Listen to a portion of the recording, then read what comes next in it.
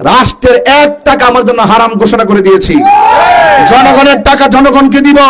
Budget যা হবে সুষম বন্টন নীতির আলোকে চুনারঘাট মাধবপুরকে মডেল বানিয়ে এমন একটি চুনারঘাট মাধবপুর বানাতে চাই। শিল্পায়নের পাশাপাশি এই দেশের মধ্যে যে আমাদের চুনারঘাট মাধবপুরে জাতীয় উদ্যান, বিশেষ করে রেমা কালেঙ্গা সহকারে এই সম্ভাবনা যে সুমহান জায়গা রয়েছে, এই সুমহান জায়গা থেকে আমরা অর্থনৈতিকভাবে এত ডেভেলপ হতে পারি ইনশাআল্লাহ। আমি কথা দিয়ে যাচ্ছি, এই দেশের চুনারঘাট মাধবপুরের ভাগ্য পরিবর্তনে আমি এমন কিছু কাজ করে যাব ইনশাআল্লাহ। আমি যদি জনপ্রতিনিধি হতে পারি, আল্লাহ যদি আমাকে কবুল করে, এমন কাজ করে দিয়ে যাব। অন্তত পক্ষে আমি দুনিয়া থেকে চলে গেল আপনারা যেন বুকে হাত দিয়ে বলতে পারেন, একটা ছেলে ব্রাহ্মণবাড়ি থেকে এসেছিল, সুন্নিয়তের পক্ষ থেকে তাকে চুনারঘাট পাঠিয়েছিল, সে এমন কাজ করে গেছে, এমন উন্নয়ন করে গেছে, আমাদের স্থানীয় কোন নেতা 55 বছরে এত উন্নয়ন করতে পারে নাই।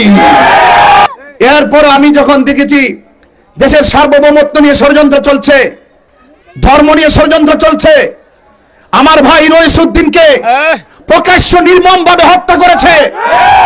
আমি যখন দেখেছি যে আমার সুন্নি ভাই রইসউদ্দিনকে তারা নির্মমভাবে হত্যা করছে এবং সে পানি চেয়েছিল মৃত্যুর আগ পর্যন্ত, আগ মুহূর্তে তাকে পানি পর্যন্ত দেওয়া হয় নাই, প্রকাশ্যে হত্যা করার পরেও আমরা ধারে ধারে অনেক প্রতিবাদ করেছি, একটা প্রতিবাদ তাদের আমলে নেওয়া হয় নাই। তার বিচার তারা যাকে হত্যা করেছে আসামিরা দিব্যি ঘুরে বেড়াচ্ছে, অথচ তাদের আসামিদেরকে ধরা হচ্ছে না।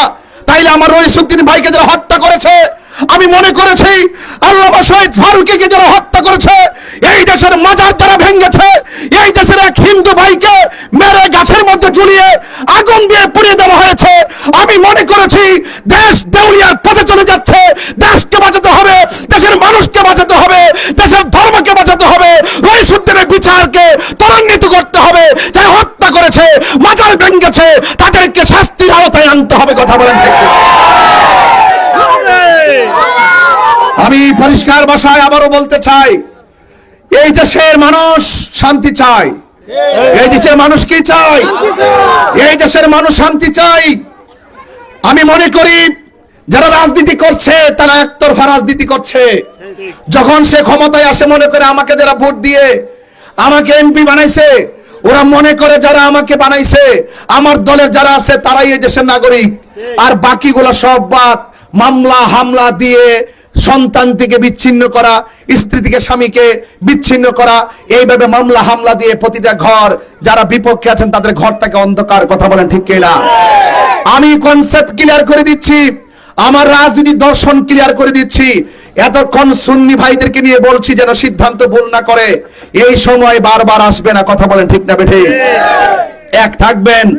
2 নম্বর হলো, এই দেশে অন্য ধর্মের মানুষ বসবাস করে, করে কি করে না? তাদের নিরাপত্তার দরকার আছে না নাই?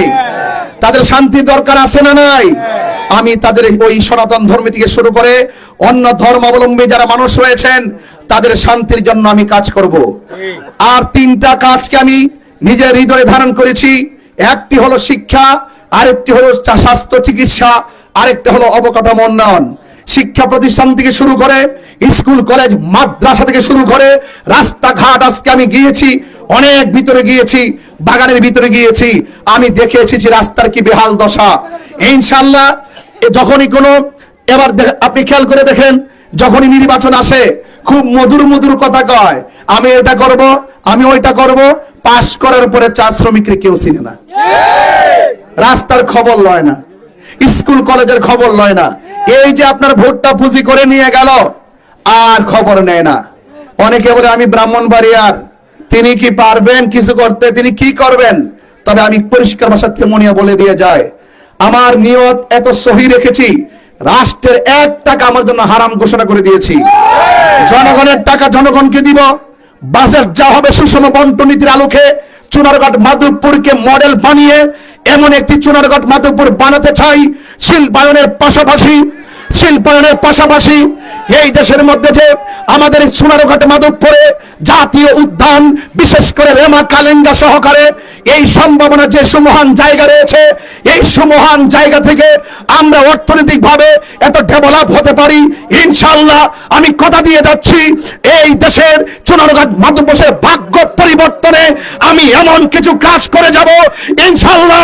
আমি যদি জনপ্রতিনিধি হতে পারি, আল্লাহ যদি আমাকে কবুল করে, এমন কাজ করে দিয়ে যাব, অন্তত পক্ষে আমি দুনিয়া থেকে চলে গেল আপনারা যেন বুকে হাত দিয়ে বলতে পারেন, একটা ছেলে ব্রাহ্মণবাড়ি থেকে এসেছিল, সুন্নিয়তের পক্ষ থেকে তাকে চুনারুঘাট পাঠিয়েছিল, সে এমন কাজ করে গেছে, এমন উন্নয়ন করে গেছে, আমাদের স্থানীয় কোন নেতা 55 বছরে এত উন্নয়ন করতে পারে নাই।